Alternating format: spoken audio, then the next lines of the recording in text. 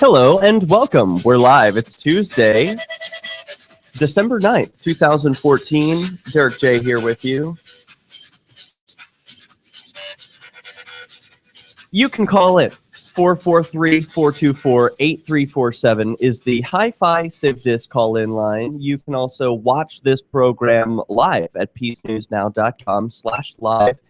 We've got a chat room built into the website there for you. Some people signed in, myself included. So if you've got questions for me or any of the guests we have tonight, feel free to send those questions via the chat room or by calling in or Skyping Peace News Now. That gets you connected, and then we'll put you on the air. So tonight we've got some very important topics. The CIA released a report about torture. It's 500 pages, been condensed by a few blogs that did an awesome job of highlighting, or perhaps lowlighting, some of the most important parts.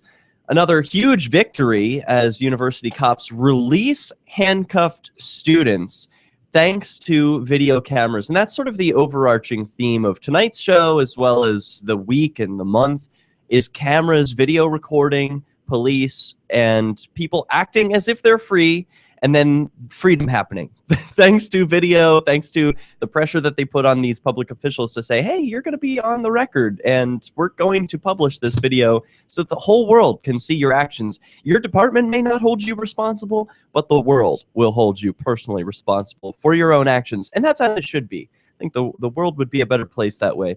Joining me in this segment, and for the first hour, is Marc Guttman. He's the editor of the books Why Peace and Why Liberty. I'm holding them here on screen, and I'm also going to do a screen share for each of these books. The websites are why-peace.com and whyliberty.com. Marc, thanks so much for being with us tonight. Thank you, Derek. So where are you broadcasting from, by the way? I'm in Connecticut right now. Connecticut. And a lot has happened in Connecticut within the last year with regard to freedom and gun laws. Of course, there was a tragedy at Sandy Hook Elementary School. Has that affected you at all? Well, I mean, emotionally it affected me. I'm about an hour from Sandy Hook, but it was a pretty difficult time after what happened. I haven't paid much attention to the gun laws, actually. I'm not a gun owner. Obviously, I believe people should have that right, but I haven't been following it closely. But I think there has been some legislative push. Now, let's talk a little bit about your books. When were they published? Which came first, and what inspired you to write them?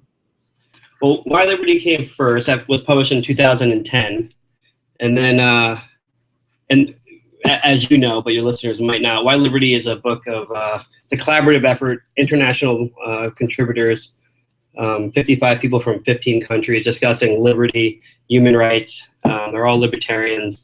And that book I kind of put together near the beginning of my own process to discovery. And then after publishing that book, after 9/11 and the increase in militarism by the U.S. government, I realized that foreign policy is by far the most important issue of all of them, and it really ties everything together. And I thought that just a book, and there is a peace element and a foreign policy element in Why Liberty, but I thought a book dedicated to why peace, and not just from libertarians, but from people all over the spectrum and non-political people who have been affected by war or have prosecuted war, or have been warriors themselves, just a diverse group of people discussing peace and aggression, and just how we get away from these the machinery of coercion and towards voluntary, peaceful society.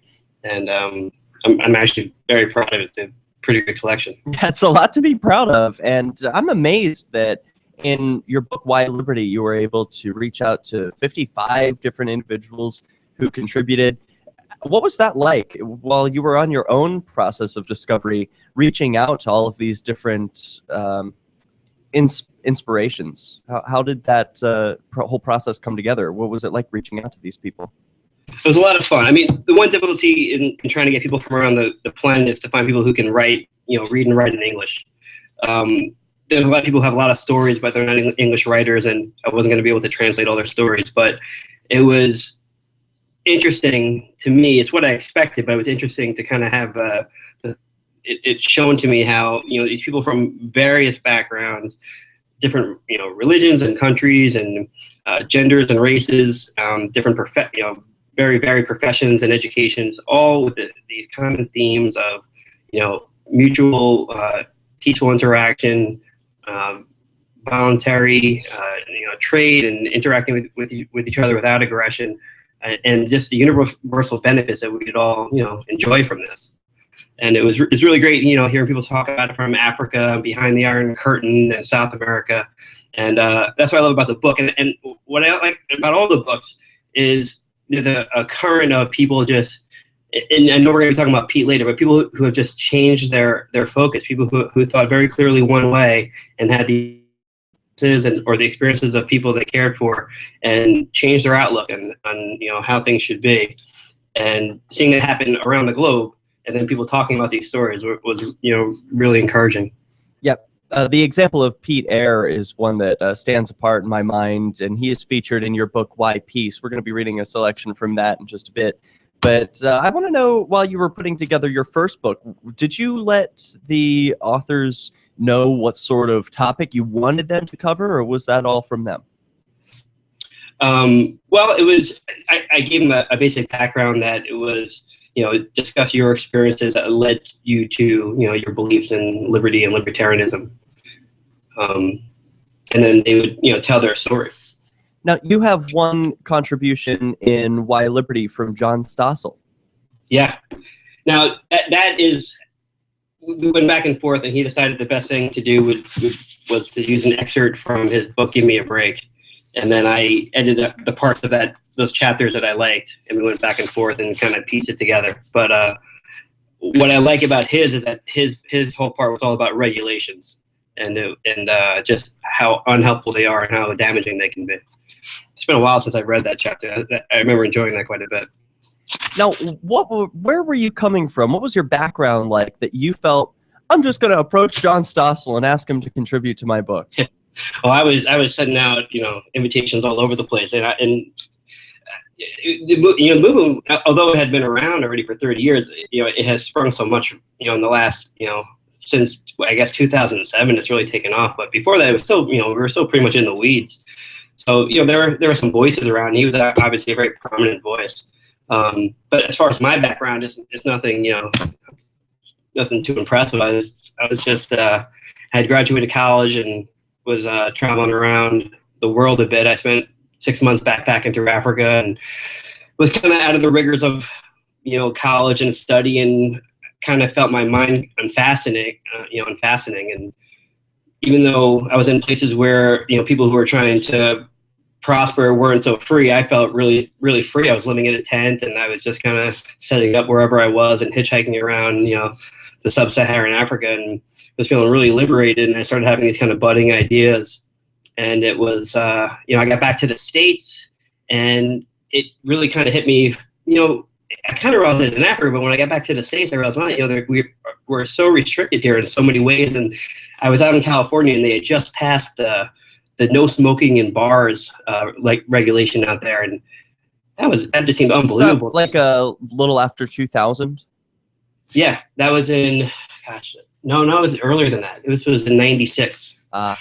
So, I couldn't believe it. Here was, private business, people there, on their own voluntarily, and they weren't allowed to smoke cigarettes. And then I was talking to my brother about kind of these ideas, and he said, you got to read Harry Browne. And I started reading Harry Browne, and he really opened up my, the whole idea of, how mutual interaction, how when we do it peacefully, independently, it's just as beneficial and just as, universally beneficial for everyone through public policy as well. And that, that started the whole movement. Like so many people, it's just being exposed to these ideas. Harry Browne. Boy, I am excited to hear that name. It's good to know some of your early influences. And good on your brother for getting you started, introducing you to Harry Browne. Cool. I'd like to know more about that and how you came to become the editor of these books, Why Liberty and Why Peace. You can check them out now, why-peace.com and whyliberty.com. We'll be right back. You're listening to Peace News.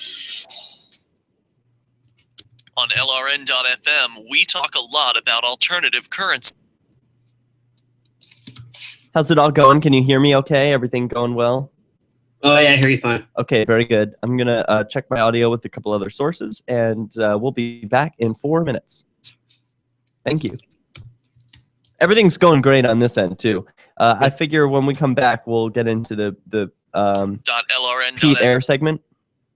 Okay, and great. I want to read about one of the from. I don't know if we have the same edition or not, but it's page 503 for me, and it has the second to last paragraph down, where he says that a couple of hours later, Jason and Damo and I were in a cage. Fortunately, prior to being handcuffed, Jason used his phone to tweet a picture of the stop. Friends from hundreds, even thousands of miles away, spearheaded a campaign to get our release. And I just wanted to talk about how cool that is. I read his chapter this afternoon. I'd love just to mention how we talked about kind of an about face and perspective, how he started off, wanting to study criminal law. Yeah. Or what was it? What was it? He wanted to be a law enforcer. Yeah, he did ride-alongs and stuff. Yeah, and the ride-alongs, and he just didn't enjoy the experience with these guys. All the resources they were using up, and just how excited they were about being able to harm people. Yeah, it's pretty freaky. Yeah. And we can throw that into how, what's going on now with police abuse, and you're talking about the cameras and that. Yeah, exactly. It's so timely. It's so timely right now. I mean, Pete Air is like years ahead of the curve with right on. Video recording the police. Want to be one? This is a good delivery method for our content. See our coverage map and get details at sat.lrn.fm. That's sat.lrn.fm. If there was a place that liberty-minded people had been elected to political positions and were rolling back government, would you move there? If freedom lovers had secured a 20% voting block and can veto most bad bills, would you move? Well, the time has come to sign the pledge at freestateproject.org. These things have happened in New Hampshire, and you can join us and help. freestateproject.org. Sign up now at freestateproject.org. Here's a chance to do a little activism while you're cruising Facebook, Twitter, or Google+.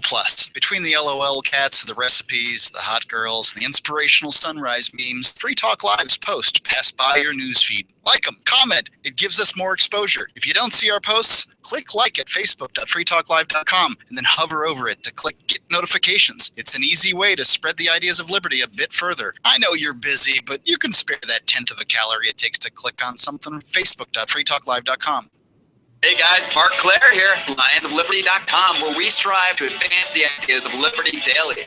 We bring you the Morning Roar. That's right, every Monday to Friday we will have a brand new edition of the Morning Roar, where we provide a roundup of some news stories that you may not find in the mainstream media or even in your typical social media newsfeed. We find stories that relate to the ideas of liberty and provide you with our liberty perspective on them.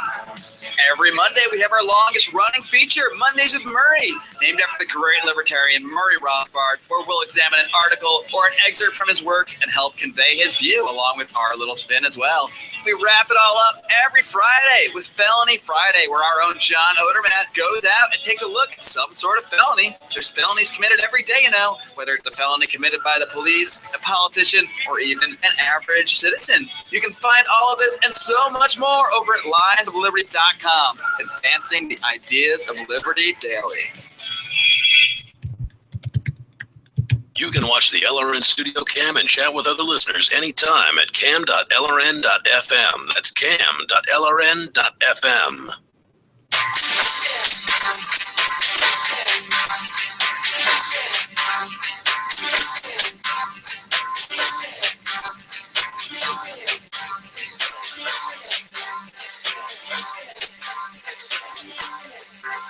Yeah, welcome back. This is Peace News. We're talking with Marc Guttman. He's the editor of Why Liberty and the book Why Peace. We're going to get into the second book, Why Peace. Now we've got a selection.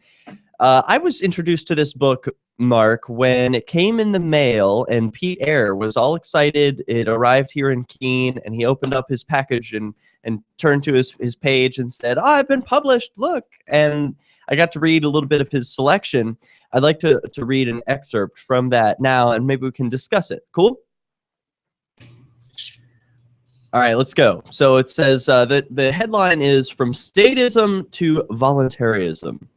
And it has a little brief description of Pete Eyre. He says he grew up in the Midwest United States, spent time in the libertarian think tank world of D.C., and now works to advance the voluntary society one mind at a time through on-the-road projects such as copblock.org and libertyontour.com, which libertyontour.com he no longer does.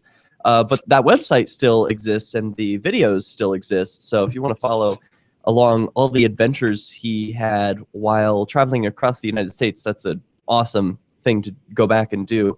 He visited some places like Philadelphia's Move building that had been bombed by the Philadelphia Police Department, all the way over to places in like Oklahoma where there were some police abuse cases, and he got to do some of his own private investigative work. Yeah. Also, so the selection begins, quote, "Love it or leave it," read the text flanking the American flag on my left bicep. It was the second tattoo I got after turning 18. Today, a black circle covers the text and an A covers the flag, a visible representation of my journey to embracing the ideas of liberty.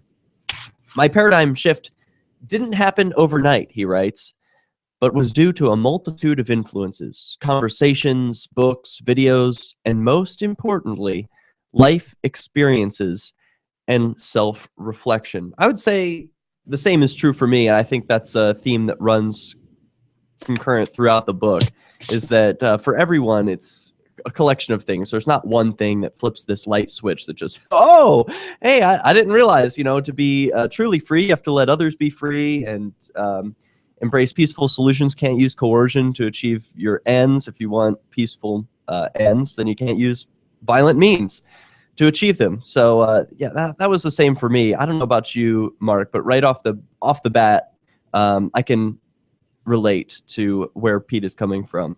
Yeah, that was similar for me, because luckily I haven't faced much state aggression personally, but I think people who do can have some kind of rapid turnarounds in their thinking, or if they witness something. But yeah, for most of us who are just kind of exploring, the philosophical realms, and it's kind of through just seeing these stories and kind of introspection and working through things that you kind of come to these more important realizations.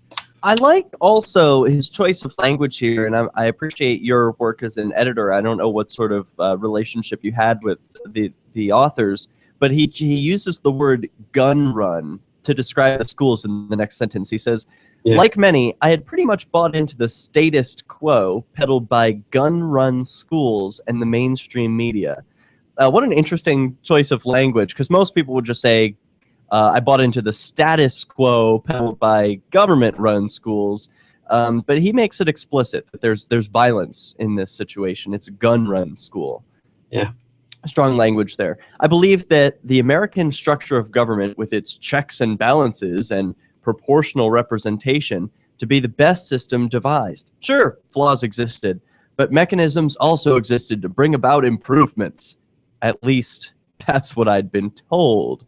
And skipping ahead, he goes on to do a ride-along with police departments, one of them, the St. Paul Police Department. And he says while he was accompanying a number of individuals wearing badges on a buy-bust operation, that's where the drugs or sex is solicited by plainclothes officers, and then they cruise around in seized vehicles complete with transmitters in the trunk, so that those of the police trailing the vehicles could know when to swoop in.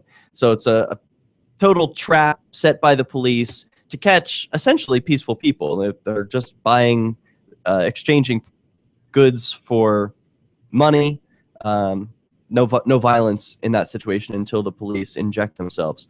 And then, so Pete says, I questioned whether the effort was worth it. I pointed out the number of people involved, the lack of a victim, and the fact that those arrested were processed and soon released. I was told, quote, "It's a job. You can't think of it that way." Why would one choose to use time in such a way? I thought to myself. I think that's a really important question that we always need to be asking ourselves, especially when we see the actions of government officials. I think it's so easy to just slough it off and say, oh, at least they've gotten away, or if they pull you over for a seatbelt violation or talking on a cell phone or some victimless crime like an open container of alcohol, some people think it's justified for the police to intervene. But why would one choose to use time in such a way? I think is an important question. Yeah, I love that. It's actually my favorite paragraph probably in this whole chapter, because this is a guy who, he's a law enforcement major. I mean, he's planning his whole life to be law enforcement, and he's just going on these ride-alongs thinking this is just going to be a great experience for me. And it just, it smacks him in the face. Like, he's like, well, how is this worth it? How is it worth using all these people and all these resources to, molest these people? And that's in, just to get out of the chapter a little bit. I mean, that's the theme that runs through both books. It's just like these moments of clarity. Like, I've been thinking about this probably the wrong way. So yeah, I love that. And then you're right. Why would I choose to spend my time that way? Thinking about, we all, often will do jobs to make money, but how are we using our time? And it's just a fruitful use of them, Now, he describes that ride along in detail, but skipping ahead to another inspirational moment where you said you were inspired by some of the writings of Harry Brown. Well, Pete came across a book titled Why Our Drug Laws Have Failed and What We Can Do About It, a judicial indictment of the war on drugs by Judge James Gray. And he includes this excerpt in his article. This issue, yes? I was going to say, sorry, Jim's actually a contributor to the first book. Oh, terrific. To Why Liberty, yeah. Oh, perfect. I hadn't even made that connection, but that's terrific. So this issue, he writes, like all others, boils down to property rights. You own yourself.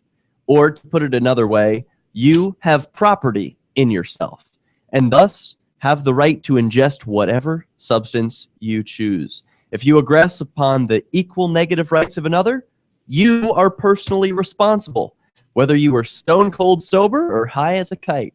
It violates your natural rights when another person uses force to restrict or deny you such choice, even when done under the guise of protecting you. He explains why prohibition doesn't work and asks, what right does a group of people hundreds of miles away have to steal your money, then use it to buy planes and chemicals to spray the fields of a stranger thousands of miles away? Great question. This is Peace News. Why did you move to the Shire? I moved here to the Shire. Oh man, Pete is such a heavy hitter. It's just so dense, the material he puts out. And he's always he's one of those root strikers. Yeah. No fluff. Yeah, and he does use some harsh language, like you said.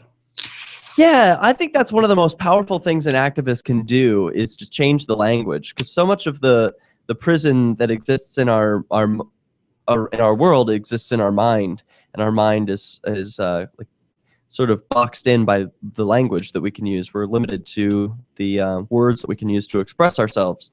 But if we have the words and they're accurate, then we can accurately describe the world around us. I think Pete does a great job of that. Yeah, I think you're right. I think the words are important. I think sometimes, though, when he used, like, throughout this chapter, I noticed today, he'll say things like, people with badges over and over again. And, when you're talking to people who aren't looking at it from that point of view, I wonder how much that registers for them, or how much it just turns it off to someone who's talking their own language, Yeah, I hear that. Excuse me just a moment.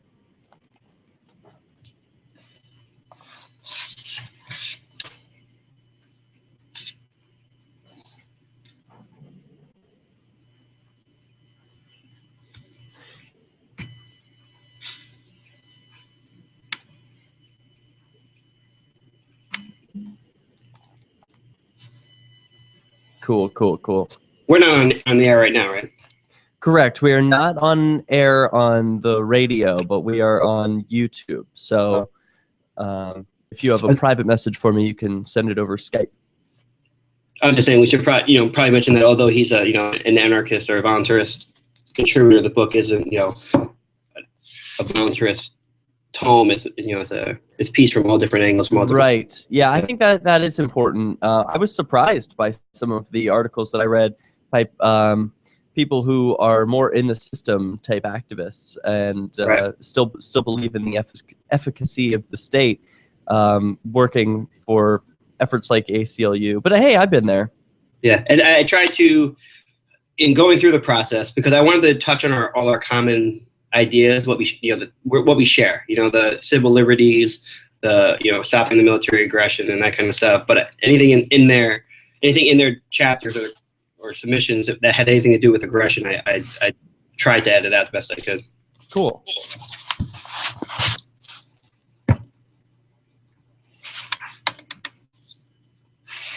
Visit promote.lrn.fm and help bring new listeners to the Liberty Radio Network. That's promote.lrn.fm. You can't win if you don't enter, and you actually can improve your chances of winning a prize drawing if you wrinkle up your entry blank. I'm Holland Cook from survivalspeech.com, and I speak from experience. Why this works: if they'll be spinning the drum before drawing, your entry blank will move around more than, and not adhere to, other perfectly flat entry blanks. And if they don't spin the drum and merely reach into a box full of other perfectly flat entry blanks, many of which are sticking together, yours will feel different to the person reaching in. Okay, so act surprise. So when we come back in 15 seconds, I will recap the story of the Liberty on Tour arrest and how cameras were useful there. There's a little excerpt on voluntarism, and then we can talk about how the book isn't totally voluntarist. Right. Cool. Here we go. And I like how Pete always talks about how he talks. Yeah. How he talks to the people who are engaging him, right, and trying to convince them. And oftentimes he's just met with right. Hold that thought. Welcome back. This is Peace News. We're live. It's December 9th, 2014.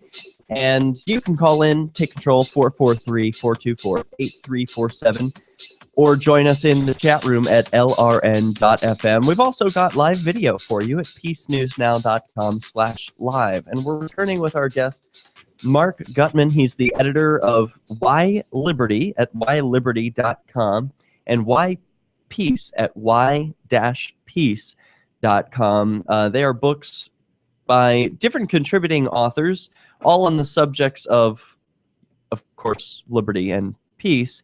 But I want to be clear and make a distinction that while these authors all have peace in common, they're not all of the same political philosophy.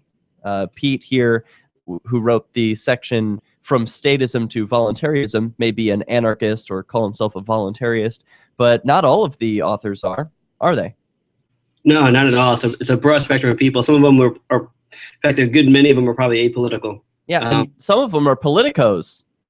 Yeah. I mean, there are some people. I mean, there are former State Department people here, former soldiers. Phil Girardi was in the CIA and U.S. Army, so it's quite an array of people. Yeah, that is. It's amazing to get their perspective on those things, and I think it speaks well. Like, points about peace and violence, they should stand on their own. They should stand on their own. But sometimes it helps when ideas are communicated by certain individuals. Like, for example, Pete Eyre, who wanted to be in law enforcement. That was where the direction his life was headed. And being involved with law enforcement, it didn't jive with him. It didn't jive with his morals. He didn't like what he saw, and he had to change it. And I think that's what a lot of these people have in common, whether they're in the military or they're activists working for the ACLU. It's all coming from different angles. They see something wrong, and they have to change it. Well, sorry, go on. No, I was going to say, I mean, it's just the book's about the common themes we share, across spectrums. And I was just thinking about, you were talking about Pete being, initially interested in law enforcement, and I mentioned Phil Girardi, and he was a counterterrorism specialist. I mean, he was following, extremists overseas, and he had a very strong feeling that the U.S. being the angel should have hegemony around the world, the U.S. government. And it was during the Iraq. He tells, if you want to get off topic just for a quick moment, please. He's at the breakfast table, and he reads he's reading an article in the newspaper and he sees that there's a picture of a small Iraqi boy who's been killed in a blast, and he has like a sandal hanging off his foot, and he looks very much like his own grandson who's sitting right next to him at the table, and he starts tearing up. His grandson asks him why he's crying, and I'm sure it wasn't the only moment. I'm sure it wasn't a moment of epiphany. I'm sure he was having misgivings prior to that, but he was just like, how did we get here? How did we get from, trying to be a light for the world to, blowing up little kids in Iraq? We've gone the wrong way. I mean, and it's just these moments of like we've talked about earlier of changing your perspective, the paradigm shift. Yeah. It was a real sobering moment, I'm sure, for him. And even today, I still feel that way. I was listening to Free Talk Live earlier before this program, and they were doing a lot of talking about that story in the mainstream media about the CIA torture report. And yeah. Yikes. I'm looking forward to reading it. Well, not looking forward to reading about it, but I haven't read much about it yet. But anything you want to tell me would be great. Yeah, exactly. It's sort of like you're looking forward to it, but not really, because, this information is important. I would like to know what's been happening, but on the other hand, it's really hard to hear that people have been waterboarded, that they've been forced to stand on broken legs, and they've been nearly frozen to death by hypothermia, and these practices of torture that I know are happening all around the world in my name with my money. It really upsets me that I have any participation in this at all, even without my consent. Yeah, it's perverse. Yeah, it is. But I think it's important that we look at these things. Like, if you never looked out the window and saw that it was raining, you wouldn't know how to prepare to go outside into the world and have a good time.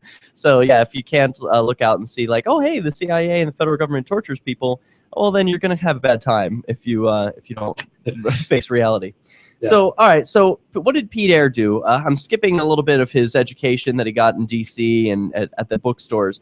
And let's skip to where in 2009, he left the think tank world of D.C. and hit the road with Jason Talley through Motorhome Diaries. We wanted to take our message from K Street to Main Street by searching for freedom in America, pointing cameras at those advancing the broad freedom movement. I left my salaried position, sold my motorcycle, stereo, and most of my books, gave away other items to friends, and split the cost of a 30-foot RV with Jason. A week into the project, Adam Mueller, Adamo Freeman, sent us an email indicating his interest in helping with the project.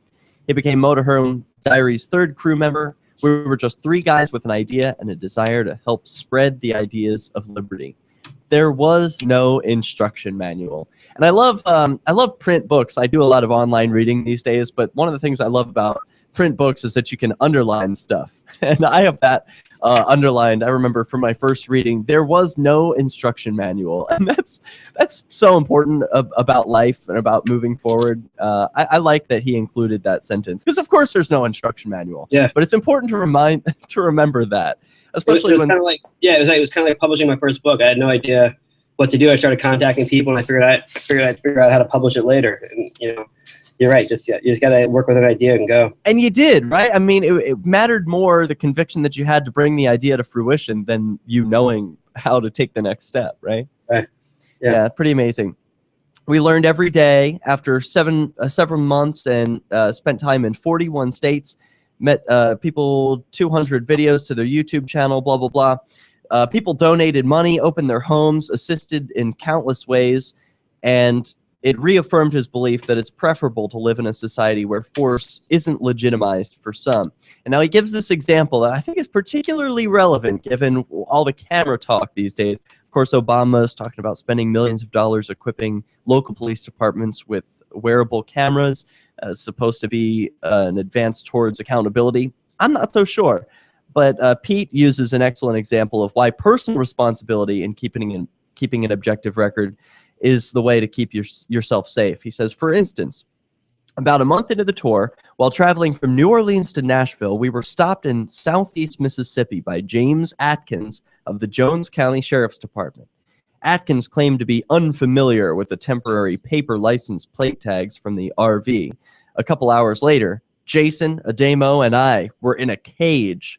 Fortunately, prior to being handcuffed, Jason used his phone to tweet a picture of the stop. Friends from hundreds, even thousands of miles away, spearheaded a campaign to get our release.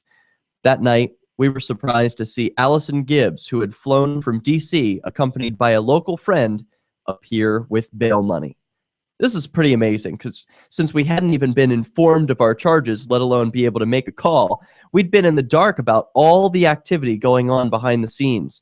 We later learned the jail had received 300 to 500 phone calls from people who didn't appreciate the actions of those with badges who had incarcerated us. The outpouring of support was impressive, to say the least. So let's just stop there and talk about that one segment. There's a lot in there about sort of the beginnings of copblock.org, this police accountability website. Jason of Bureau Crash was able to tweet a picture of the stop, and 300 to 500 phone calls ended up being made to this jail where these 3 friends got released. What an amazing story, and way ahead of its time in 2009. I hadn't heard anything like this happening back then. Had you? Yeah, no, it's great. I mean, gladly these guys were pretty connected to a network of activists, and that worked out really well for them. But I think you're right. I think as people are getting more connected through the internet and have all these technologies at their ready with the phones, and maybe the police will be having cameras on them, it's going to really change the paradigm quite a bit. Well, they built that network. You know, those 300 to 500 phone calls came from people whose lives they had touched personally, or, you know, making these videos, bringing attention to these important subjects. It motivated people to help them and get them released, even within hours. Such an amazing story, and of course, more people are inspired to record the police. Make sure you've got your live streaming app ready on your phone. This is Peace News. Hey, do you do any live streaming, Mark? Do you have a live stream app on your phone? No. I recommend Bamboozer. It's free. If you've got a smartphone, it's a great way to live stream to the internet. It connects to your Facebook page. So if you were ever pulled over, or you had some instance where you wanted to live stream quickly, you can do that right from one button on your phone and go live. It's totally essential. Wow. Bamboozer. It's a great app. Yeah, I've heard that name before. I never connected it. Great. Yeah, strongly recommended. So I didn't get into the Voluntarius segment. This is just like going so fast. I thought we would have way more time to be able to break this down. I hope I'm not talking too much. No. Okay, good. I'd like to get you in more. Okay, good. One thing we should mention, I'd like to mention to the audience, it's just how it's amazing. I mean, he tells these stories like he's just, him and his buddies are driving around trying to do these videos and talk to people and do some activism, and they just keep ending up in cages. It's almost laughable. There are these peaceful guys, completely non-aggressive, and people keep putting them behind bars. It's unbelievable to me. It is unbelievable. It seems like trouble finds certain people, and Pete Aaron, Ademo, they're definitely two of those people.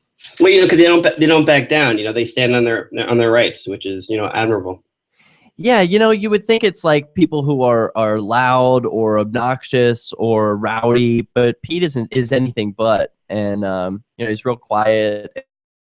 And you can see it in their videos, Yeah, but just because he's calm doesn't mean the police are going to treat him with respect or treat him in kind, because he is ultimately not submitting to their authority, and they're going to have a problem with that. Yeah, they're intolerant. They're intolerant of the resistance for sure. Yeah. So what should we wrap up with? I expected to be able to get through the Voluntarius segment, but we might not be able to do that. I'm wondering if I should jump to Voltaire and Karl. Is it Wagner or Wagner? I don't know. I don't know either. Probably Wagner. Wagner. Yeah, I thought I heard Pete say that name before. I thought it was like Wagner or something. I don't know. Either way, I'll just sound like I don't know the guy's name. They'll forgive me. All right, great. Yeah, we'll conclude there with he's optimistic about the future, because if one takes care of the means, the ends will take care of itself. I agree with that. Yeah, and you're in a perfect position to talk about, like you said, the cameras and the activism and social networking and all that. Right. Okay, let me just peruse this article, see some of the things that I have underlined, and make sure I don't miss anything. Well, we can talk. I would like to mention just how he's ended up in cages and how he talks to the people interacting with him and tries to convince them. And he gets, at one point, he does get some kind of positive response from someone saying, "Hey, what authors do you think I should read?" And like you said, he gives him Watner and I forgot the other guy's name. The guy who got arrested for tax evasion. Larkin Rose. Larkin, right? Yep, very inspiring.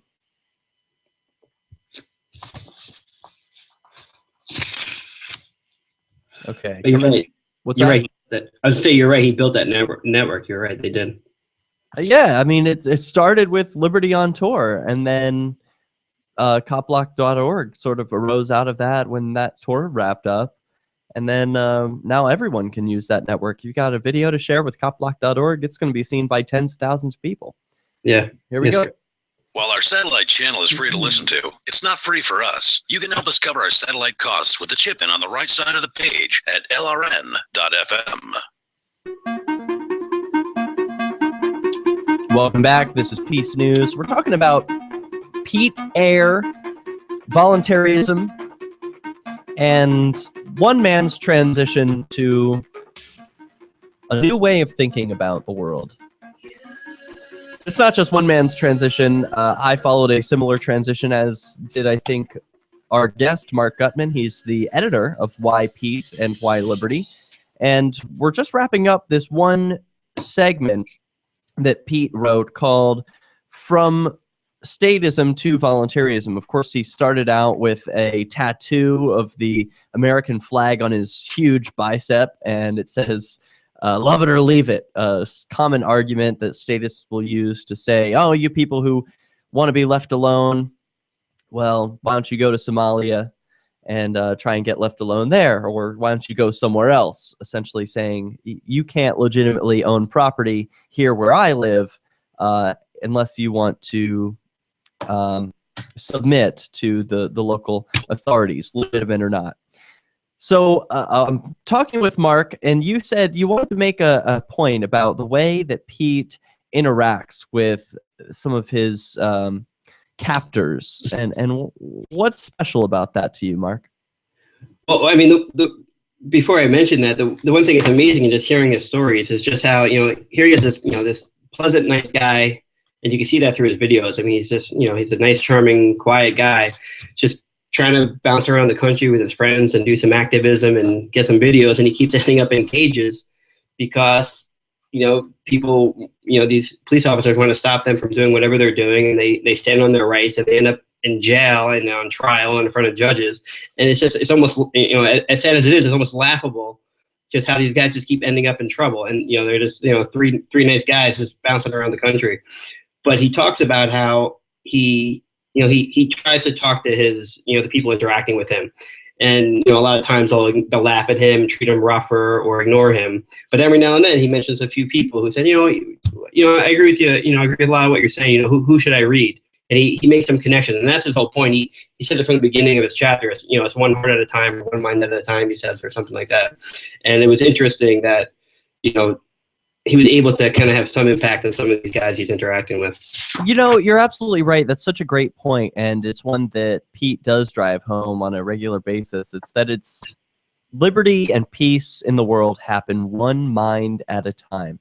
And that's in direct contrast to the idea of statism or collectivism, the idea that there's a top-down sort of rulership of the world, and if we pull one lever, then everyone has to do and think one thing, and if we pull the other lever, then everyone has to do and think another thing. Well, that's not the way the world that I want to live in will work. The world I want to live in is you want to be free to ingest whatever sort of medicine or drugs you want.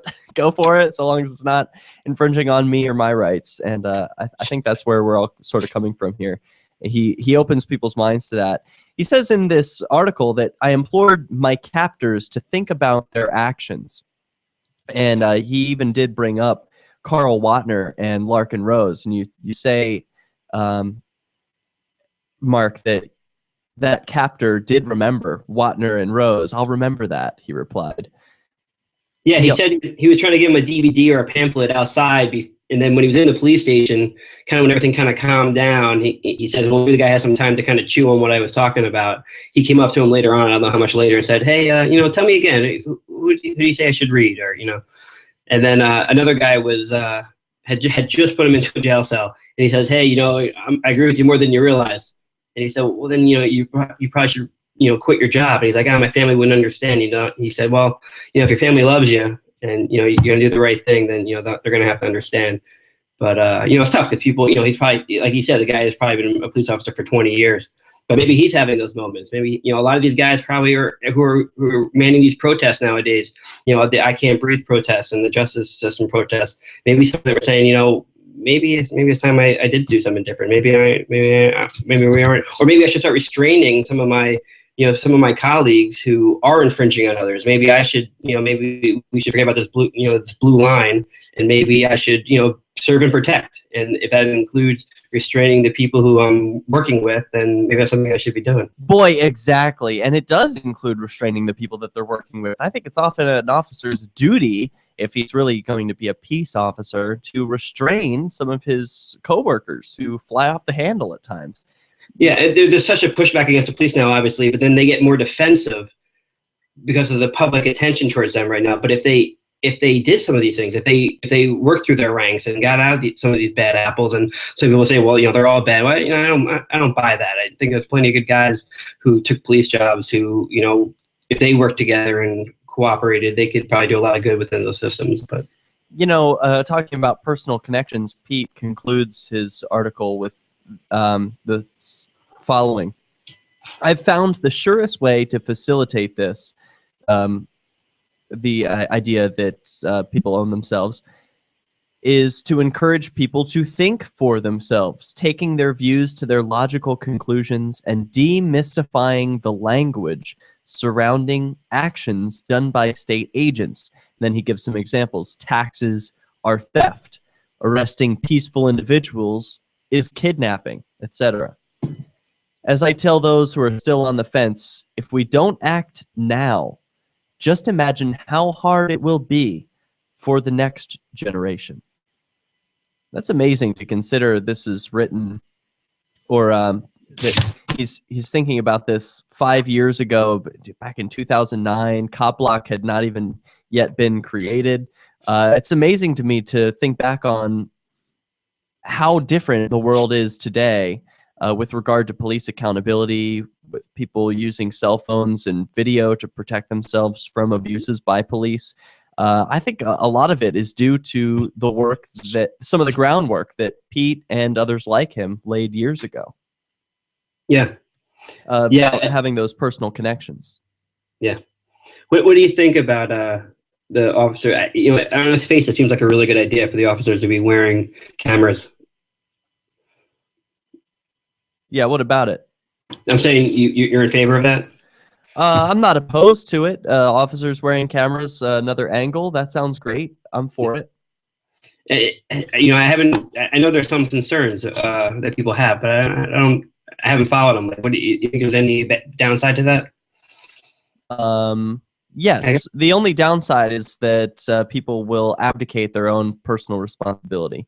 Nothing changes about your responsibility to record the police and protect yourself, keep yourself accountable, Sure. and hold the police accountable yourself. Like, I think sometimes if the government says, okay, well, here's our solution, we're going to equip the police with video cameras. Well, we've had dash cams for years, and they suddenly go missing. They stop working at just the right moment when an incident of police abuse takes place.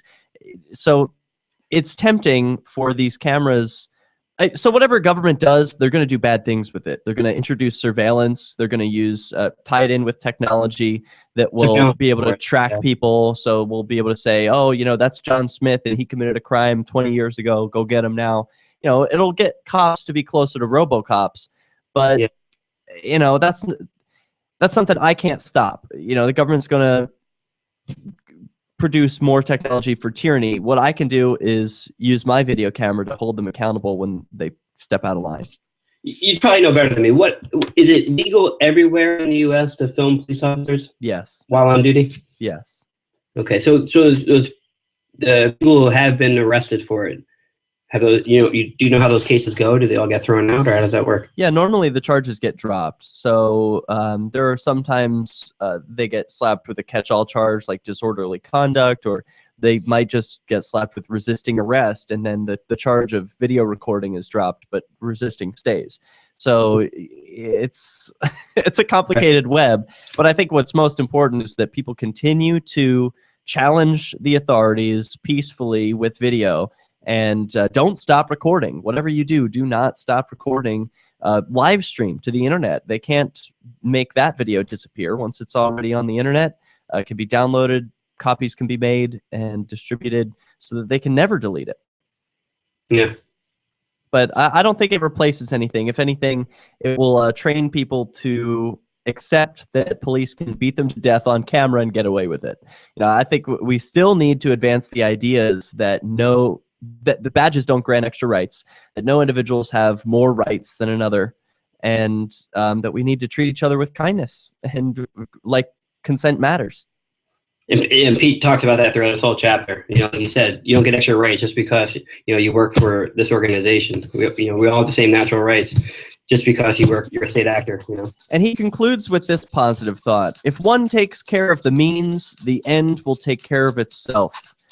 The liberty-oriented community is growing. More are engaged in unschooling, agorism, and civil disobedience. Well, we have lots of reasons to be optimistic for the future, not least of which include these books, Why Liberty and Why Peace. Thanks, Marc Guttman, for joining us on Peace News tonight. Thank you, Derek. It was great. Thank you. Peace. Peace. Attention. Have you been in a serious automobile accident? Awesome. Hey, Marc, that was terrific. Thank you so much for joining us. I really appreciated that. Yeah, I hope you didn't mind that bit at the end with me asking you those questions about the cameras. I love it. I love it. It's great. A dialogue. We're keeping it casual and real. Thank you. Right on. I appreciate it. I'll chat with you again in the future. Yep. Thanks for having me on. I appreciate it. Thank you. Peace. Only receive a fee when we win your case. We are available 24/7. If you've been in an accident and been seriously injured, make this free call to our attorneys now. Call the Personal Injury Center at 800-648-9173. 800-648-9173. 800-648-9173. That's 800-648-9173. This ad is paid for by participating member law firms. We are not an attorney referral service. Representation may not be. Did you know you can get news updates about what's happening with the Liberty Radio Network delivered in the way you prefer? You can sign up for our email updates at updates.lrn.fm. Plus, you can stay in the loop by joining our Facebook profile at facebook.lrn.fm or follow us at Twitter at twitter.lrn.fm. It's all free, so sign up now at updates.lrn.fm for news updates delivered to your email box, facebook.lrn.fm to follow our Facebook page, and twitter.lrn.fm to receive our tweets. In every age, a technology is created that upends the foundations of society. The wheel, the printing press, the internet. Now, in a world sliding into financial chaos, a new technology is changing the way monetary systems work around the world. It is called Bitcoin. Bitcoin is a new form of money controlled not by banks, governments, or corporations, but through mutual commerce between free individuals. To learn more, visit weusecoins.com. More Peace News Now is coming up next, live after the news, here on the Liberty Radio Network, LRN.FM. From Keene in the Shire, the Liberty Media capital of the world, this is Daryl W. Perry, host of FPP Radio News for Tuesday, December 9th, 2014. Silver is trading at $16.79 per ounce. Gold is valued at $1,212 per ounce. And according to BitcoinAverage.com, the average price of Bitcoin. Hey, everyone. Thanks for joining in. We'll be getting started again shortly. We're just on our hour break. And so if you want to support the show, you can do that by sending some Bitcoin to the QR code you see up in the top right-hand corner of the screen. Thanks so much for following along. We'll be back with you in just about 5 minutes. So stay tuned. We're going to be coming back with the following story. Check it out. Some students were being arrested at a university when the police realized, there are some other students taking photographs of this arrest. Hey, we better let these guys go. That's a positive story. If I ever heard one, coming to you from photography.com. We've got that story and more. Stay tuned. Pushed the UN Secretary General Ban Ki-moon over the attack, urging him to take steps to ensure that such attacks are not repeated. Israel, for its part, is refusing to confirm or deny the attacks, nor is it offering any explanation for what it attacked or why. They attack Syria fairly often, so from their perspective, it might not be seen as worth responding to.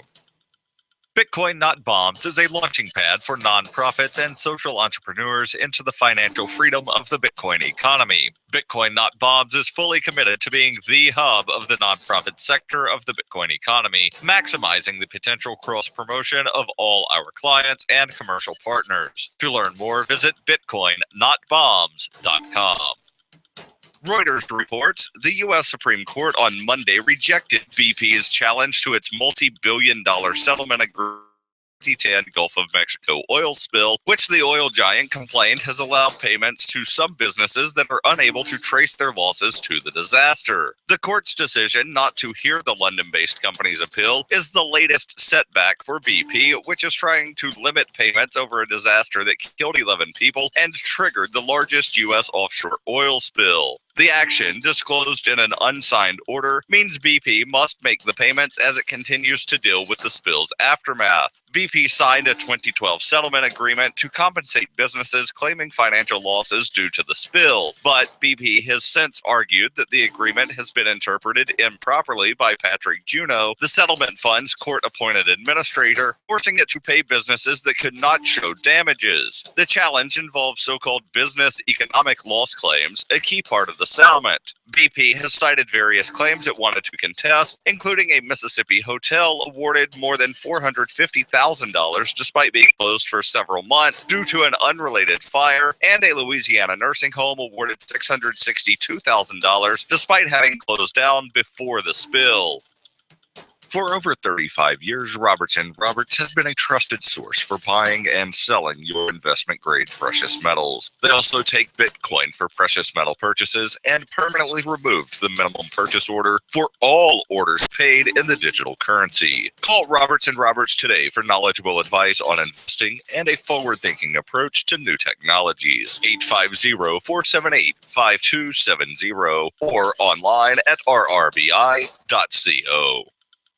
NPR reports leaders on Capitol Hill are at odds regarding a report on CIA methods, including torture, used to extract information in the so-called War on Terror. Chairwoman of the Senate Intelligence Committee, Dianne Feinstein from California, has been fighting for the release of her 480-page executive summary of the report since April of this year, and it finally was scheduled for a reveal this week. But Secretary of State John Kerry called Feinstein on Friday on behalf of the White House, asking for a delay. The reason for the request is a general fear from both sides of the political aisle that details in the report will put American personnel in danger overseas and incite further violence from extremists. Feinstein's counterpart in the House, Intelligence Committee Chair Mike Rogers from Michigan, appeared on CNN's State of the Union on Sunday to express his concern about the release. Rogers said, "I think this is a terrible idea. Foreign partners are telling us this will cause violence and deaths. Our own intelligence community has assessed that this will cause violence and deaths." Feinstein, however, defended her position in the interview, saying, "We have to get this report out. Anybody who reads this is going to never let this happen again." This has been FPP Radio News, online at fppradio.com. And if you thought things couldn't get more infantile and aesthetically insulting than Fergie, Kesha, or Katy Perry, then you obviously haven't met 22-year-old Karonica, the latest and most horrid, talent-bereft pop monstrosity the music industry has ever sadistically forced down the American public's collective throat. She's here with us in the studio right now. What? Now, tell us, Karonica, how did you first decide that you wanted to be the cipher through which the cynicism of a morally bankrupt industry is channeled? Yo, I just do what I do. Know what I'm saying? It's like people just love my ish. Right. You are in the middle of your sold-out Damn Girl tour. Damn girl, that's right. Which is a heinous slap in the face to the English language, and will also travel to 47 cities, sapping the intellects of every young person along the way. I said, damn girl. There's no light in your eyes, Karonica. I got nothing to say to the haters. I hate you. This is the Onion News Network. Welcome back. It's hour 2. This is Peace News. We're live. It's December 9th, 2014. And it's 11 p.m. here on the East Coast. I'm broadcasting from Keene in the Shire, the Liberty Media capital of the world. Oh, man, some crazy news. So first, in the first hour, we were joined by Marc Guttman. He is the editor of books Why Liberty, whyliberty.com, and Why Peace, why-peace.com. Exciting interview. I really wanted, I mean, there's so many of these stories in his books. I highly recommend them. They've been my travel companions throughout the many months that I've had them. He sent them to me, I think, about a year ago, and I've been able to just read, a little bit here and there. It's like a little 5-page stories. You can digest a handful of them in, doctor's office or whatever you're doing, waiting. And I keep mine in the car because it's great reading. If I'm ever waiting in a parking lot or something, hey, I got 5 minutes. I can read a quick story about how someone came to peace and liberty.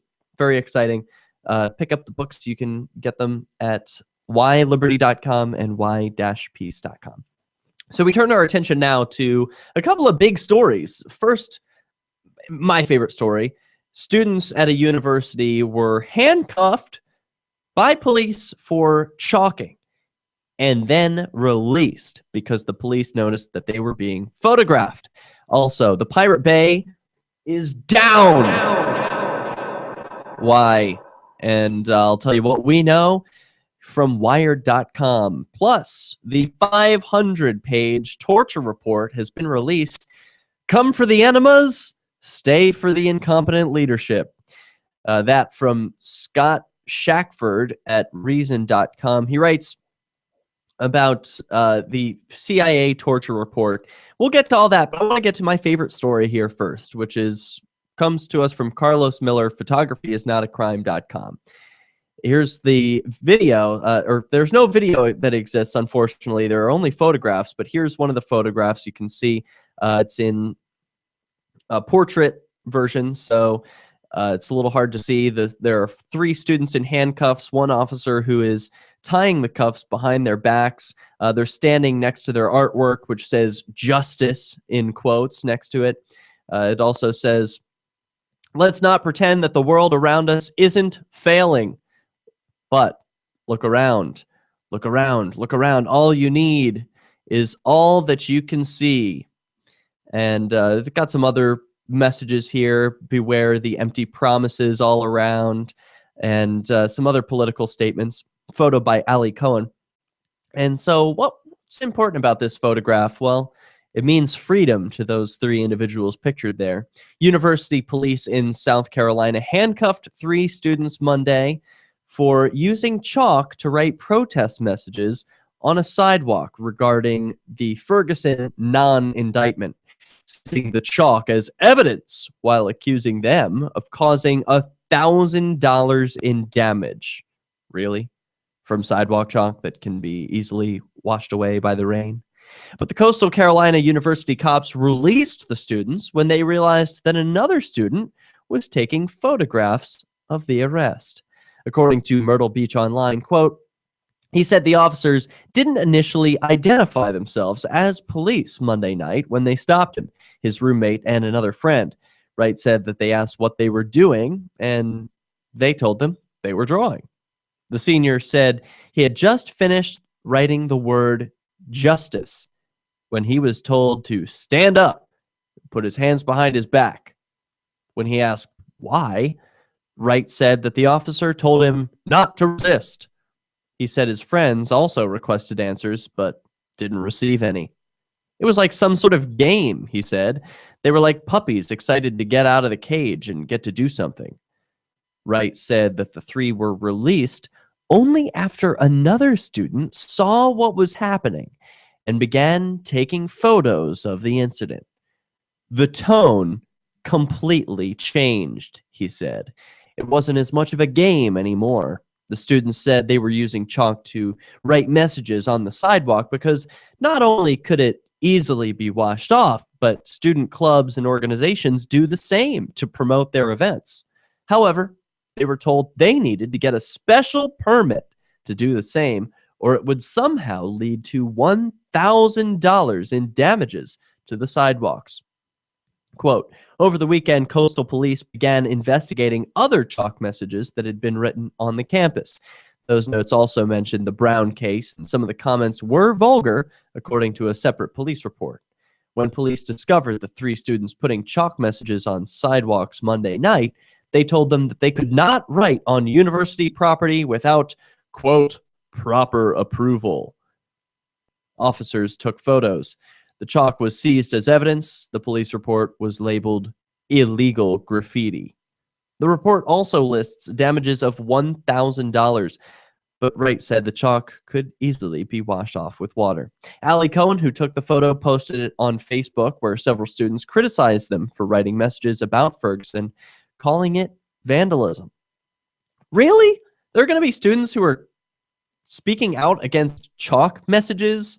That is so weak.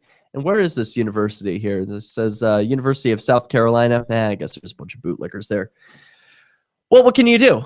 These students protected themselves with a video camera. They had a chalk message that they wanted to convey to the students around them, to their environment. They did it peacefully, conveying their message.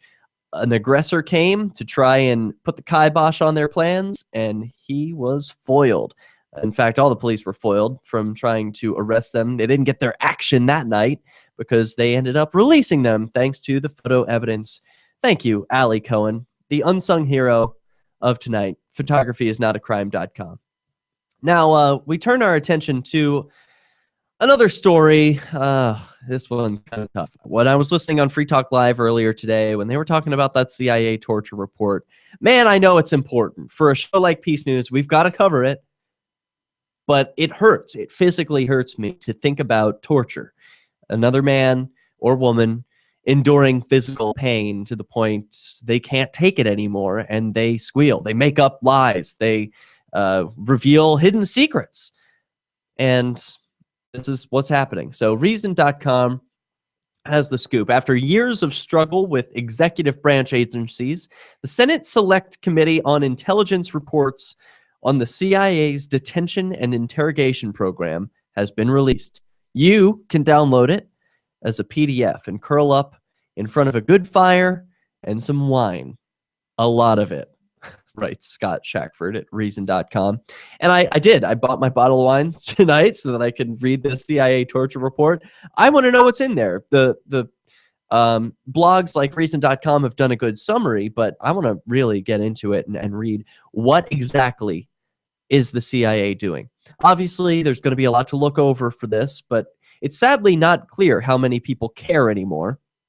I've already seen one tweet claiming the release of this report is intended to distract us from John Gruber's testimony today about Obamacare. That's interesting. I wasn't aware that was happening. Here are just the headlines for the report's findings, which itself is 19 pages out of the 525 pages. So here's just the headlines.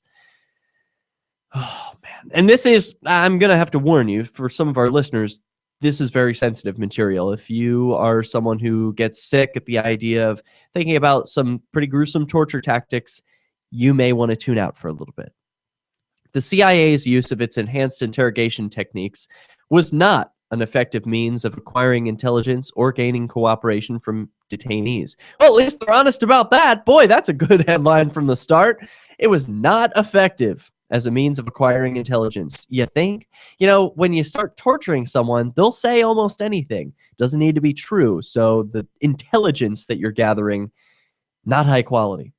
Furthermore, the CIA's justification for the use of its enhanced interrogation techniques, which, in other words, torture, rested on inaccurate claims of their effectiveness. Yes, the CIA lied about the effective intelligence gathering that torture produces. The interrogation of CIA detainees were brutal and far worse than the CIA represented to policymakers and others. This is where they document that 5 detainees were given forced enemas That's rape. Do you support the federal government? They're a federal government that tortures people.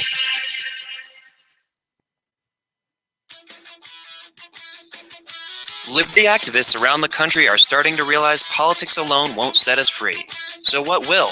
At Liberty on the Rocks, we believe the answer starts with living your principles, spreading ideas, and connecting with those around you. By starting a Liberty on the Rocks network, you can make a difference by uniting libertarian thinkers. Find out how much fun it is to build your local network from the ground up. Visit libertyontherocks.org today to get started.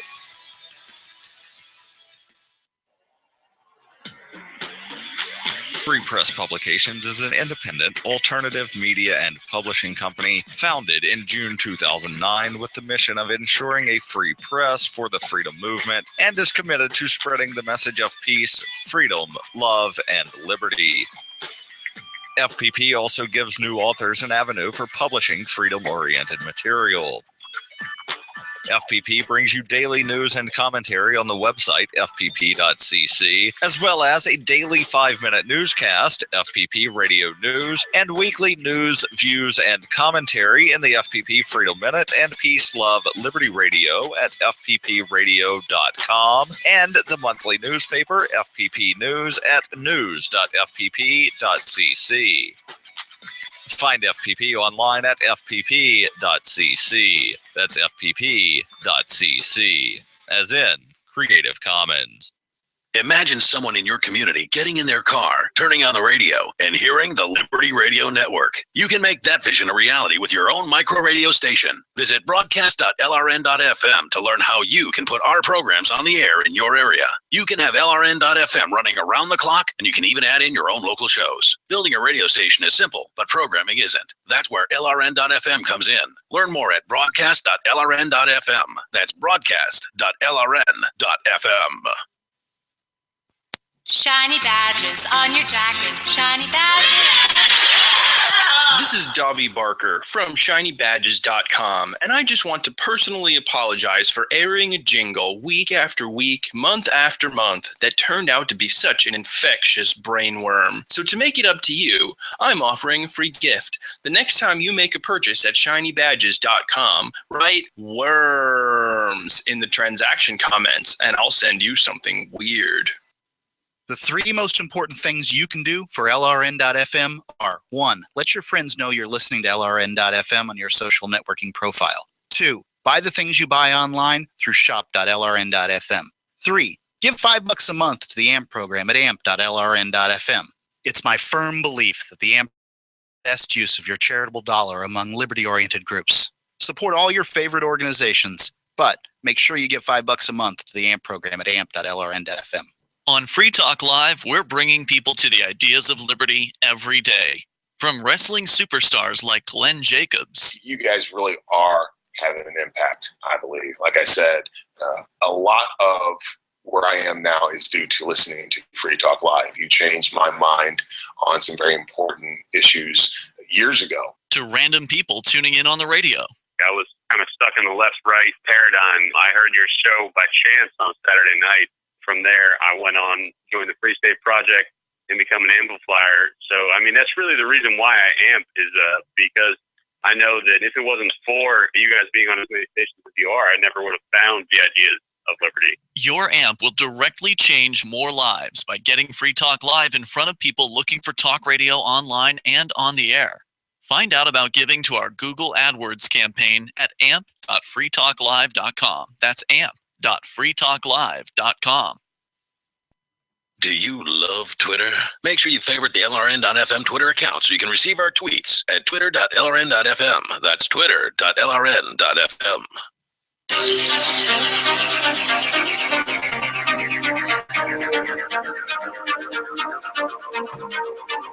Let's talk about torture.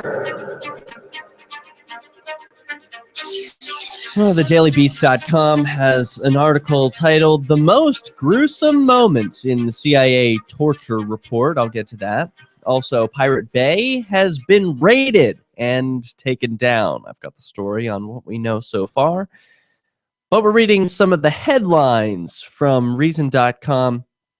Scott Shackford has compiled them for you. It's just a couple of the titles on the 525-page torture report. What can we glean from some of these headlines? They continue. The conditions of confinement for CIA detainees were harsher than the CIA had represented to policymakers and others. The CIA repeatedly provided inaccurate information to the Department of Justice, impeding a proper legal analysis of the CIA's detention and interrogation program. Now that means they lied. They provided inaccurate information to the Department of Justice. Well, the CIA lied to the federal government. What happens when you lie to the federal government? Yeah, that's right. You go to a cage for a very long time. The CIA? No, that's not a problem. The CIA has actively avoided or impeded congressional oversight of the program. The CIA impeded effective White House oversight and decision-making. Now, all of these are serious crimes, right? Now, if you were to commit any of these crimes, you can bet bad things are going to happen to you. But do you think anyone's going to be punished at the CIA? Oh, maybe one person will change the seat of power. We'll just put a new department head in, and then everything's going to be different.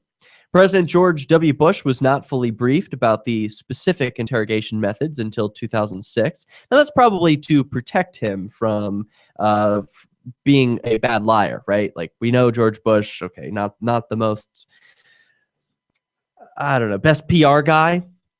He doesn't have the best poker face. He sort of reveals what he's thinking. And so if he were aware of some of the torture programs that were going on under his supposed watch, I think he would have let the cat out of the bag and spilled the beans on that story. The CIA's operation and management of the program complicated and in some cases impeded the national security missions of other executive branch agencies. The CIA impeded oversight by the CIA's Office of Inspector General. CIA coordinated the release of classified information to the media, including inaccurate information concerning the effectiveness of the CIA's enhanced interrogation techniques. The CIA was unprepared as it began operations with its torture program more than 6 months after being granted detention authorities. Wow, mismanagement and lying, cover-ups, and torture. This is my takeaway from this main headlines. Now, I don't have time to go through all of the headlines in the 500-some page report, so I'm going to skip along to the next article, which is the most gruesome moments in the CIA torture report. This comes from thedailybeast.com.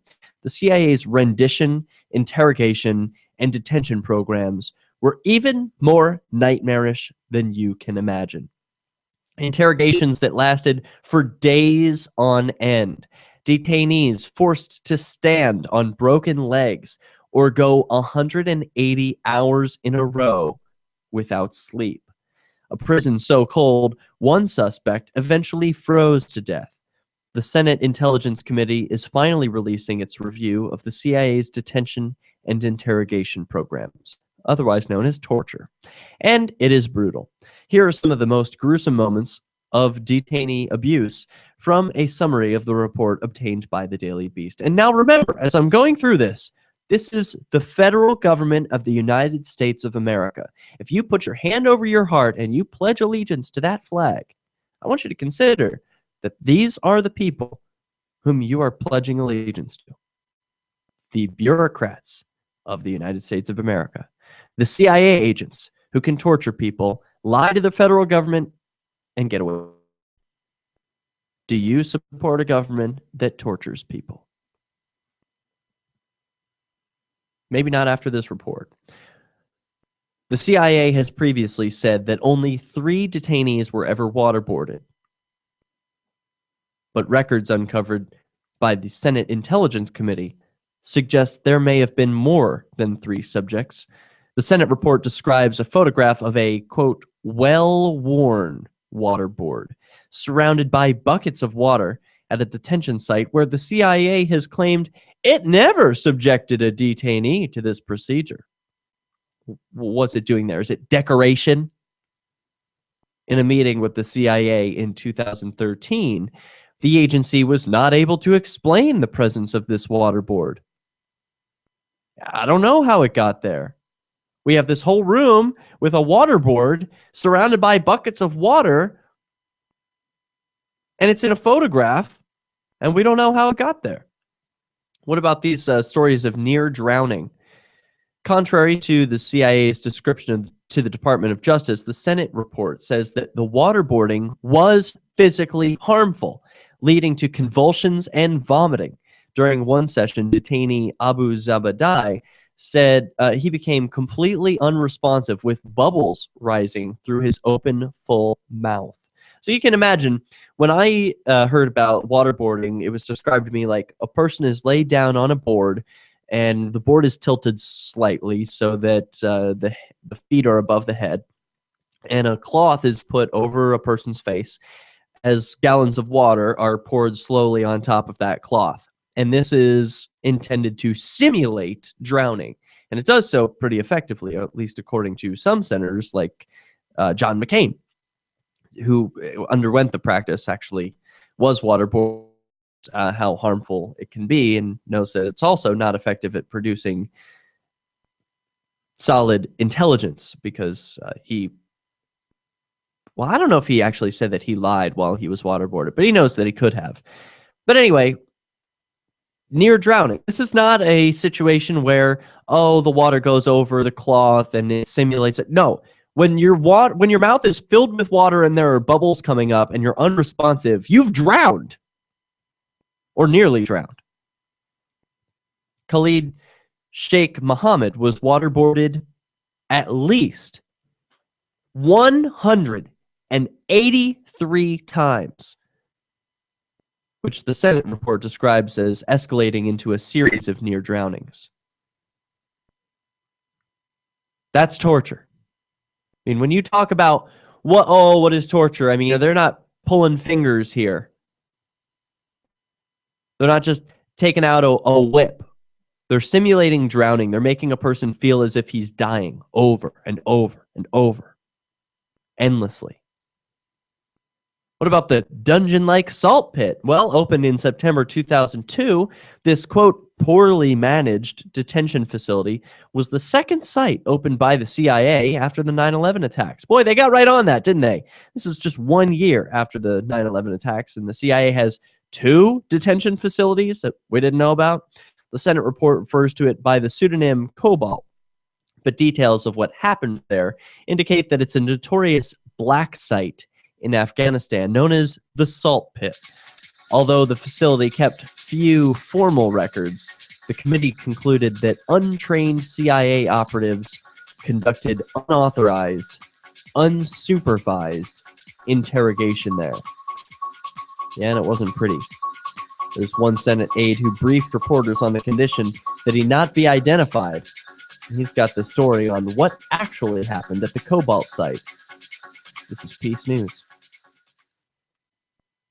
Terror and confusion fell upon the nation this week after nearly 314 million Americans reported inexplicably losing conscious straight last night, with countless victims helplessly recovering from the fugue-like state with no ever of the lost time. Researchers at Princeton University, who have been studying the alarming phenomenon since its inception, told reporters that though they were unable to ascertain the source of the sweeping condition, it appeared to be somehow linked to the setting of the sun.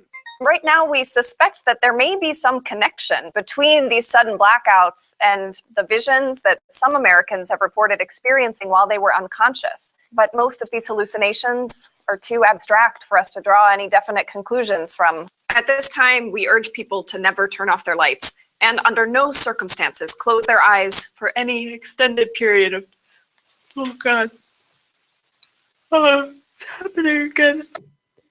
All right, so I got to break into this commercial and say, I just tried to sign into Facebook, and look at this. It's so annoying. So this happens to me like once a week at least, and it's been happening on a more regular basis lately. Your page's post was reported. This is because I'm an admin of CopBlock. Something CopBlock posted was reported as abusive. While we respect everyone's choice to share things that are important to them, this content may be offensive or upsetting to others. Do you want to remove this from Facebook? And then it's got a meme that says, grand jury refuses to indict cops who killed a man with Down syndrome who wouldn't leave a movie theater. Now, that's just a fact. Yeah, that may be offensive or upsetting, but that is a fact. Grand jury's the cop who killed a man with Down syndrome simply for not leaving a movie theater. What I have to do here is say, no, I'm not going to remove this post from Facebook. I'm just going to continue. It says, please review the Facebook community standards and remove anything on CopBlock that doesn't comply with these policies. If you'd like, you can temporarily unpublish CopBlock while you review your page's content. When you're finished, you can republish your page. Would you like to unpublish your page now? No, thank you. And then Facebook is back to normal for me. But, you know, that's just really annoying. They have no right. Who is this that's flagging CopBlock's memes? It's so annoying that, you know, it's a fact. It's not like, oh, you know, your mom is so fat, you know. It's like, oh, the police did something horrible and we're reporting on it and someone doesn't like that, so they're going to flag it. That's censorship. Lame, man, lame. And I won't put up with it. All right, we're going to come back to the CIA story in just a minute. And then I want to get to what's going on at the Pirate Bay. It's too important. Can't miss that. To take our guns or tell us what books we can read. 6 drug police were eaten by bears while raiding a marijuana farm. On your knees, you dirty hippie! On your knees! What's the problem, officer? Today, many cops who enforce pot laws do so only because it provides them with cushy jobs, good benefits, and a chance to push people around. I was an undercover narcotics officer. The drug war is nothing but a farce. The Second Amendment says you gotta keep you and your gat intact. Guns and Weed, The Road to Freedom. A film by Michael W. Dean and Nima Vadavi. DVD available now at gunsandweed.com or on Amazon. That's gunsandweed.com. Makes the perfect gift. Remember, that's gunsandweed.com. Listen to LRN.FM on any phone, anytime. 213-493-0309. That's 213-493-0309. Welcome back. It's Peace News, and we're talking about the CIA torturing people. Hey, you know, I don't think these are good guys. We're talking about a dungeon called the Salt Pit, and this is apparently one of these secret facilities where unsupervised interrogation happened. That's another word, torture, in the context of the CIA. A Senate aide who briefed reporters on the condition that he not be identified said that the Cobalt site, that's the name of the Salt Pit, was run by a junior officer with no relevant experience, and that this person had, quote, issues in his background that probably should have disqualified him from working at the CIA at all. The aide didn't specify what those issues were, but suggested that the CIA should have flagged him. The committee found that some employees at the site lacked proper training and had, quote, histories of violence and mistreatment of others. Gee, those are exactly the kinds of people who the CIA would think are qualified to torture others. Duh. Oh, it's really concerning. You know, the government's entirely staffed by sociopaths and psychopaths and people who are willing to use violence to hurt others to get their way. Shocking! But we move on. This is, and I want to reiterate, I don't want to focus on this stuff. Like, yeah, okay, Peace News, we like to focus on peaceful resistance, but this is too important. When the CIA has come out with information about, yeah, we've been torturing people for the last so-and-so years, we've got a 500-page some document about it, I'd like to know the facts. I'd like to know what's happening. This is perfect ammunition. If you're a peaceful person and you want an end to the coercive system of involuntary governments, then you need to have some of these back pocket facts, more than just, oh, the federal government tortures people, the CIA tortures people. Knowing things like Khalid Sheikh Mohammed was waterboarded more than 183 times, I think that puts things in better perspective for the common folk, right? Because they could say, oh, but they're bad. Oh, but we got intelligence out of them. Really? 183 times? Oh, and the CIA doesn't remember how it got its waterboard? You want to explain that one away? I mean, at least if you're going to support torture and violence, at least be a man about it. Be upfront and say, yeah, we support violence and torture. Of course we do. And here's our water board, and we get a good use out of it, and we get good intelligence out of it. Don't hide it and say, oh, we don't know how that water board got here. Yeah, we don't do torture here. It's obvious you do, CIA. A bunch of criminals. All right. Now here's one of the ones I think is part of the worst.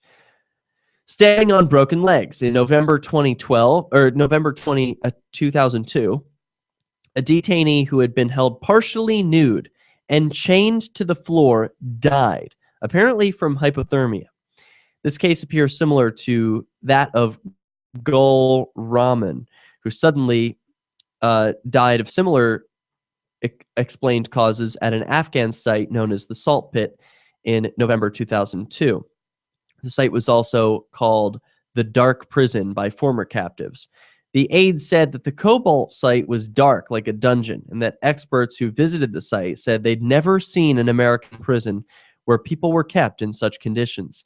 The facility was so dark in some places that guards had to wear headlamps, while other rooms were flooded with bright lights and white noise to disorient detainees. What a nightmare.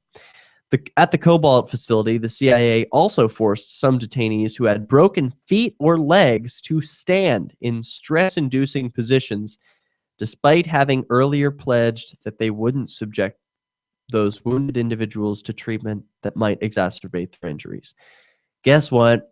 They lied and then tortured fellow human beings. You know what? Maybe humans shouldn't have this sort of position of power. There was the Stanford prison experiment, which found that even well-meaning, well-intentioned, highly educated university students, when put into positions of power over their fellow man, abused it, committed acts of serious violence and torture against their fellow students in just a matter of days, not weeks or months. They were converted from peaceful, well-meaning academics to violent, torturous barbarians in a matter of days. And the only thing that changed was their position of power. So what if humans are not intended to have this sort of power? What if humans are actually meant to be free? And the CIA has no authority to kidnap a human and torture them. Yeah, maybe these people should face some sort of consequences for their actions. What would justice look like in this situation? Now that we know that the CIA has been torturing people for well over a decade, and I don't know. They don't even seem to care about hiding it anymore. I mean, who would buy the excuse? We don't know where this waterboard came from. Really? All right, here's another one. Non-stop interrogation. Starting with Abu Zubaydah and following with other detainees, the CIA deployed the harshest techniques from the beginning without trying to first elicit information in an open, non-threatening manner. The torture continued nearly non-stop for days or weeks at a time. The CIA instructed personnel at the site that the interrogation of Zubaydah, I think is what it is, who'd been shot during his capture, should take precedence over his medical care. The committee found leading to an infection in a bullet wound incurred during his capture. Zubaydah lost his eye while in custody. The CIA's instructions also ran contrary to how the Justice Department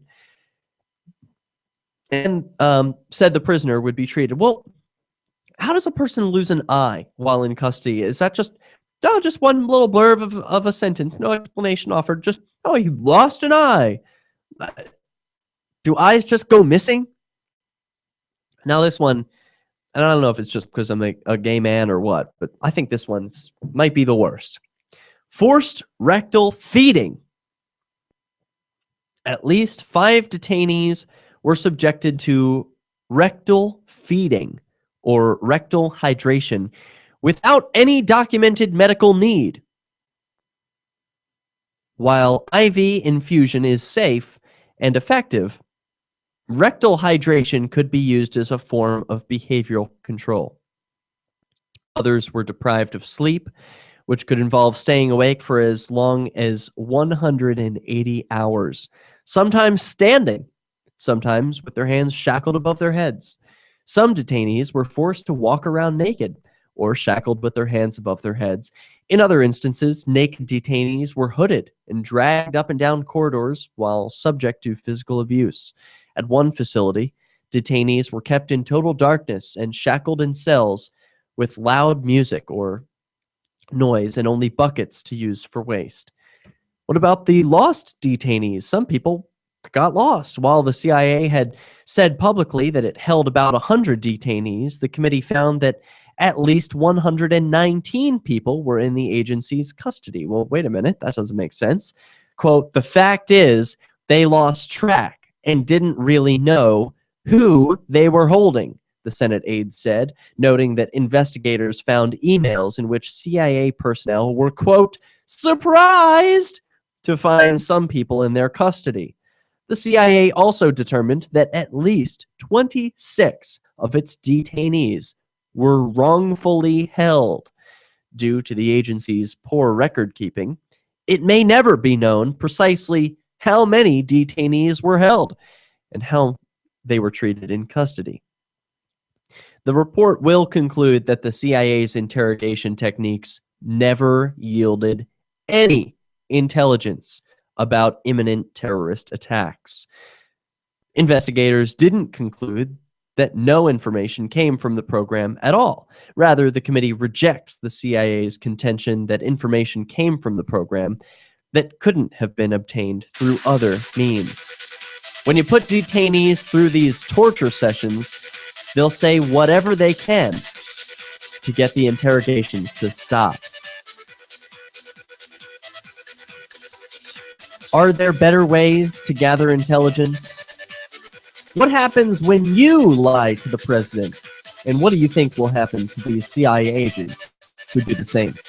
This is Peace News. We'll be back with the Pirate Bay story in just minutes. I love My Magic Mud. I drink a lot of coffee. I had stains on my teeth. Then I found My Magic Mud, and I was told it would remove stains. So I paid attention when I brushed the first time. My Magic Mud is black tooth powder, and the difference it made in my teeth in one application was noticeable. With 4, my teeth were as white as you normal folks out there. Please go to mymagicmud.com and buy a jar. There's 150 applications for $25. You can use Bitcoin, mymagicmud.com. Fact. The new NSA data center in Utah requires 1.7 million gallons of water every single day to operate. Billions of Fourth Amendment violations need massive computers and the water to cool them. That water is being supplied by the state of Utah. Fact. There's absolutely nothing in the Constitution which requires your state to help the feds violate your rights. Our message to Utah: turn it off.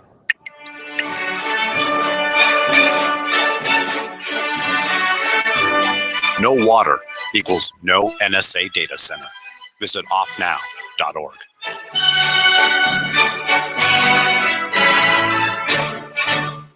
DVD, books, music, instruments, periodicals, computers, software, electronics, photo, cell phones, office products, home and garden, bed and bath, furniture, kitchen, pet supplies, automotive, hardware, apparel, shoes, jewelry, grocery, healthcare, sports and outdoors, toys, games, used, and more. It's a department store at your fingertips. Shop.lrn.fm. Get all your shopping done, get a great deal, and a portion of your purchase goes to benefit the Liberty Radio Network when you shop at Amazon via shop.lrn.fm. Do you drink coffee? Was the last cup of coffee you had really good? Free Talk Live has teamed up with BuzzBox to bring you the best of the best coffee. Shade grown, organic, top 1% grade Arabica. But what's different is for every 10 people that get their coffee through coffee.freetalklive.com, we can give another microloan through Kiva. Get a free pound to try it out. A free pound of the best coffee. Help others one cup at a time. Coffee.freetalklive.com. Did you know that you can listen to LRN.FM 24/7 via our free-to-air satellite channel? From Mexico to Canada, our signal covers nearly all of North America. All you need is a view of the southern sky, an affordable receiver, and a dish as small as 30 inches. There are no monthly fees. Learn more at sat.lrn.fm. Plus, if you're a broadcaster or want to be one, this is a good delivery method for our content. See our coverage map and get details at sat.lrn.fm. That's sat.lrn.fm. Why did you move to the Shire? I moved here to the Shire because there's other people around who take liberty just as seriously as I do. I moved to the Shire because I saw videos of people challenging authority and thought that I could get support myself. It called to me, like, do this right now. I wanted to be around people like me who got it. And once I got here, I knew there was nowhere else that I wanted to be. I've always wanted to change the world. So I moved to the Shire to join people who were actually working towards doing the same thing. The people here are awesome, loving, and positive. It was for the adventure and for the feeling of something important is happening here. And I just wanted to come to sort of be part of that. Visit shiresociety.com to read and sign the Shire Society Declaration and learn the reasons why, if you love liberty, you should immigrate to the Shire. Plus, add yourself to the Shire map at shiresociety.com. That's shiresociety.com. You can interact with other LRN listeners in our message board at forum.lrn.fm. That's forum.lrn.fm. Welcome back, peaceful people. It's Peace News, and this is the final segment of today's Tuesday night program. Boy, I've really enjoyed being with you. We started off the evening with Marc Guttman. He's the editor of the books Why Liberty and Why Peace. Some terrific material. I highly encourage you to check them out online. Like their Facebook pages and follow Marc Guttman in all he does. I'm telling a story about the most gruesome moments in the CIA torture report from thedailybeast.com. I'm going to get to the Pirate Bay, having been raided, and all the facts that Wired.com has to report at this time. Let's get right back into it. Plus, if you've got anything you want to say, do it in the chat room over there, because we haven't got time for a call. Lies to the president. The internal report by the CIA, known as the Panetta Review, found that there were numerous inaccuracies in the way the agency, that's the CIA, represented the effectiveness of interrogation techniques. Or put another way, I mean, the Daily Beast is being a little kind with its language. I do a little bit of editorializing. I would say in an internal memo by the CIA, known as the Panetta Review, found that there were numerous lies in the way that the outfit represented the effectiveness of torture, and that the CIA lied to the president about this. The CIA's records also contradict the evidence. The agency provided some of the thwarted terrorist attacks and the capture of suspects, which the CIA linked to the use of these enhanced techniques. The Senate's report also concludes that there were cases in which White House questions were not answered truthfully or completely. That's a lie, okay? These are lies that they're talking about. Inaccuracies, not answered truthfully. This is lots of different ways to say that one branch of the government lied to another branch of the government. Now, are there going to be consequences for these people? Of course not. Not consequences in the traditional sense like there would be for you and me, but at least there's this court of public opinion, right? We're telling this story. You're listening to it. You have emotions about this story. I'm sure, like I do. You're a little bit worked up, depressed that people have been tortured, angry that this could happen on your watch in your world, and inspired to do something about it, something peaceful, because, of course, we can't achieve peaceful ends without peaceful means. Let's return to the Daily Beast article. It says there are cover-ups. In the early days of the program, CIA officials briefed the leadership of the House Intelligence Committee. Few records of that session remain, but Senate investigators found a draft summary of the meeting written by CIA lawyers that notes lawmakers questioned the legality of these techniques, but lawyers deleted that line from the final version of the summary. Good old lawyers. The Senate investigation found that Jose Rodriguez, once the CIA's top spy and a fierce defender of the interrogation program, made a note on the draft approving of the deletion. Short and sweet, Rodriguez wrote of the newly revised summary that failed to mention lawmakers' concerns about the legality of the program. Isn't that cute? Isn't it nice to just be the ruler of the universe, to just be able to use your pen to strike out anything from reality that you want? It's sort of like being the head of the Ministry of Truth, isn't it? That you, as the head of the CIA, just get to say, these concerns these politicians have, let's just strike that from the final summary. Yeah, short and sweet. What about threats to mothers? CIA officers threatened to harm detainees' children, sexually abused their mothers, and cut a detainee mother's throat. In addition, several detainees were led to believe they would die in custody, with no one told he would leave in a coffin-shaped box. Detainees wouldn't see their day in court because we can never leave the world. We can never let the world know what I have done to you, one interrogator said. Yikes. What about sexual assault by interrogators? Well, officers in CIA's detention and interrogation program included individuals who the committee said, among other things, had engaged in inappropriate detainee interrogations, had workplace anger management issues, and reportedly admitted to sexual assault. Are these the types of people who you trust with probably the most sensitive behavior ever? I mean, torturing another human, God. I don't even know what to say. These are the worst moments. The CIA forced some detainees who had broken feet or legs to stand in stress-inducing positions, bringing people to the brink of death with drowning, simulated drowning, forcing them to stand, people dying of hypothermia, and forced rectal feeding, losing detainees, not gaining any positive intelligence, lying to the president, covering up the lies, threatening to kill people's mothers and harm their children, and even sexual assault. Yeah, it doesn't get much worse. I can't imagine it really could.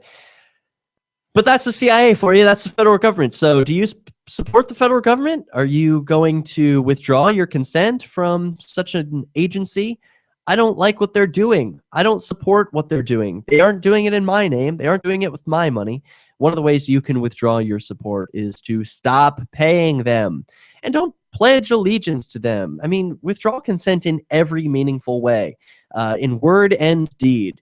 It's not just enough to withdraw your verbal consent or just your money. I mean, I think it's important to confront these realities at every level. Do you have friends who support torture?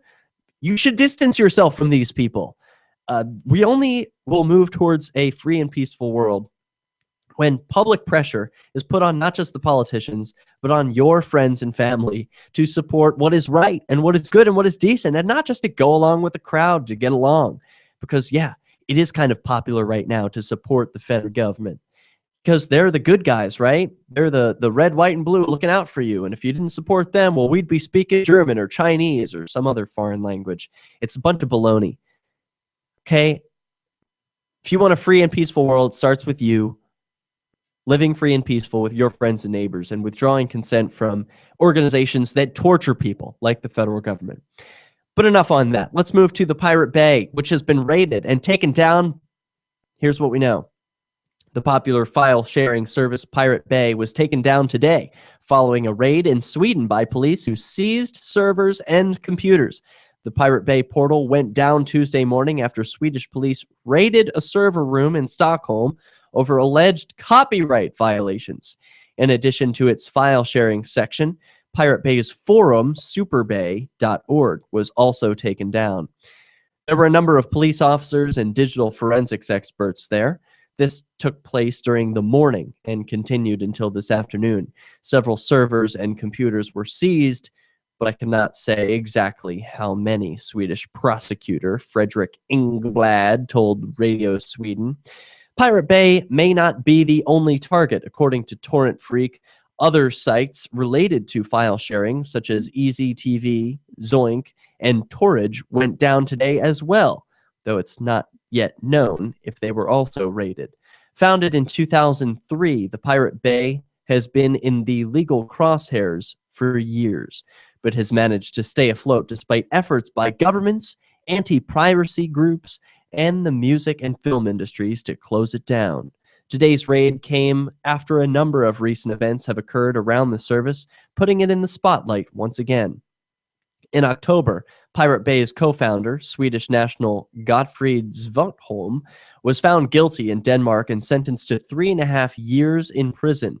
Although the conviction this time was unrelated to file sharing, it follows a previous 2009 conviction on copyright violations related to the file sharing service. Svartholm had been convicted on the copyright charges along with his Pirate Bay co-founders, and with all three having been apprehended, one went on the lam.